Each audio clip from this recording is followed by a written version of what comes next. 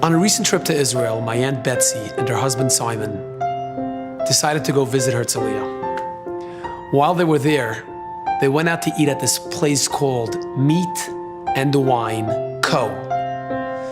It's a beautiful, magnificent two-story restaurant.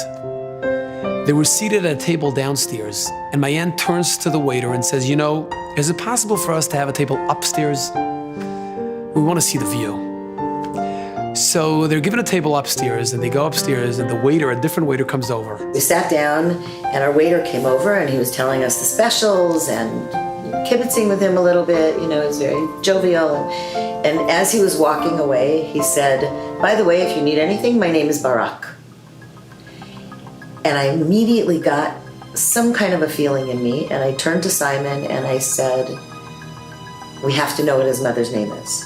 So my Uncle Simon calls him back and he says, "Hey, Barak, is your mom's name Orna?" And Barak says, "Yes." And he said it, and I didn't process it. It was like, you know, you see these stories that you just don't hear what he's saying, and you're like, what? And that was how I felt. And I said, "What did you say?" And he said, "Orna." At which point my aunt says to him, "Did you by any chance fight last summer in the war with Gaza, Operation Protective Edge?" And he says, "Yeah, how do you know?" My aunt says, "Well, I've got your name on my kitchen cabinet." During the war, you call a phone number and they give you the name of a soldier to pray for, a soldier who's fighting in the army. The name she get was Barak, son of Orna, and that's my name. Barak ben Orna. And what's even stranger is, my aunt tells Barak that 2 weeks ago she walked into her kitchen in Beverly Hills and she saw his name and she began praying for him. And while she was praying for him, she turns to God and says, "You know, I don't even know if he's alive. It would be nice to meet him and to see how he's doing." I went to Israel, it wasn't planned. I went to Herzliya, it wasn't planned. We went to this restaurant, we went to this table. He was our waiter. It was just a powerful message to me that Hashem is right there. Betsy prayed for me to come back home safe, and I came back home safe. When you realize that someone prays for you to come back, it makes the heart very, very warm.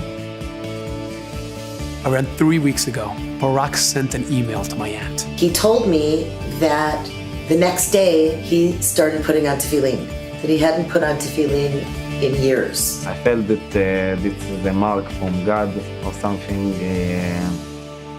This was unbelievable.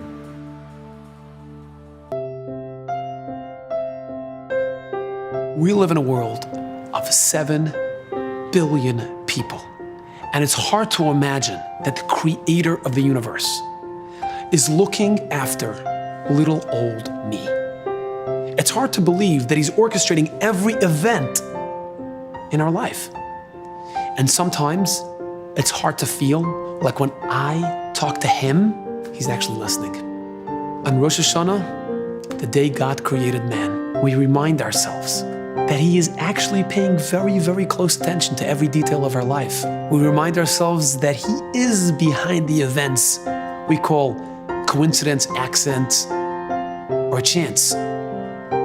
And we remind ourselves that life is a gift. And it should not be taken for granted. And every breath you take is his special way of saying, you matter. So reach out to him and talk to him.